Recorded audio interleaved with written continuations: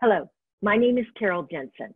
My colleagues and I represent the Leagues of Women Voters of San Mateo County.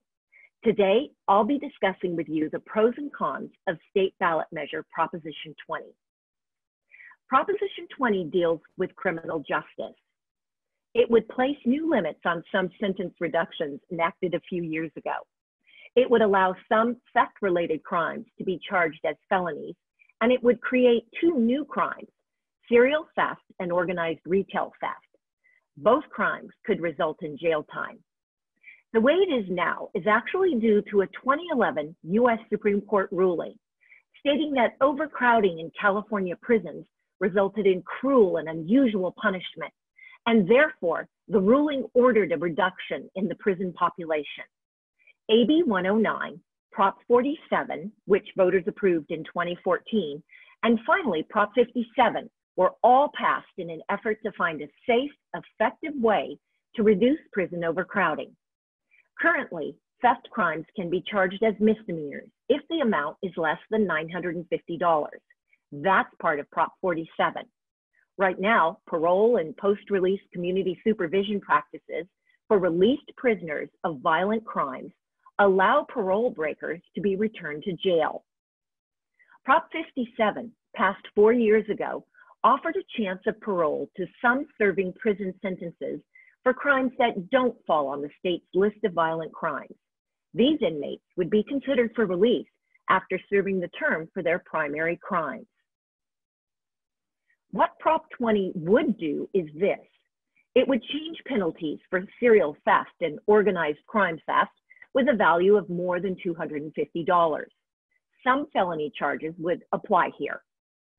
It creates a list of criteria for the Board of Parole hearings to use in considering whether to grant parole to an inmate convicted of a nonviolent crime. For example, a judge must change the terms of supervision if parole is broken 3 times. Also, it would allow prosecutors to review information about the inmate and to review the board's decision. And then it would allow victims' families to participate in parole review.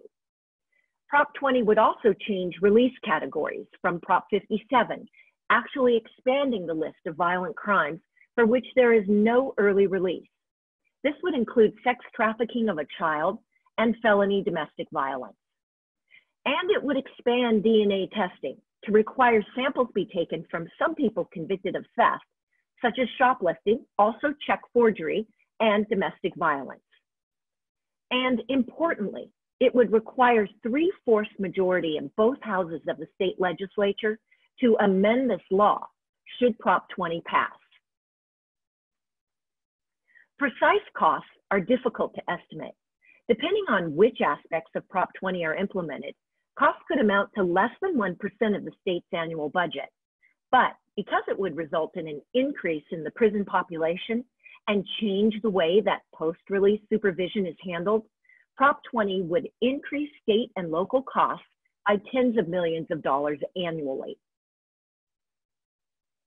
As for arguments for and against Prop 20, here's what supporters say. It would prevent the early release of violent offenders and sexual predators by making 28 additional crimes violent according to the Penal Code, bringing the total to 51 crimes listed as violent in the Penal Code. It also would require the victims be notified when their assailants are set free. Those in favor add that Prop 20 would not add to the prison population. It would simply prevent certain inmates convicted of violent crimes from being released early. Opponents say this proposition, if passed, would roll back prison reforms and it would cost taxpayers millions of dollars annually. It would also slash prison mental health and rehab programs, and it would result in extreme sentences for petty theft, impacting vulnerable minorities. Opponents call Prop 20 a prison spending scam at a time when we're actively closing prisons and reallocating funds toward what's needed in communities. Also, opponents say the system is already profoundly biased against minorities, and this would return California to the era of mass incarceration. Financial support looks like this. At least $4 million has been spent on the Yes on 20 campaign. The California Correctional Peace Officers Association has contributed about half of that. Opponents have spent at least $2.5 million.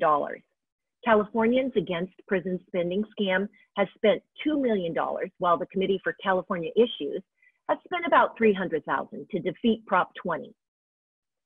And finally, Prop 20, yes or no?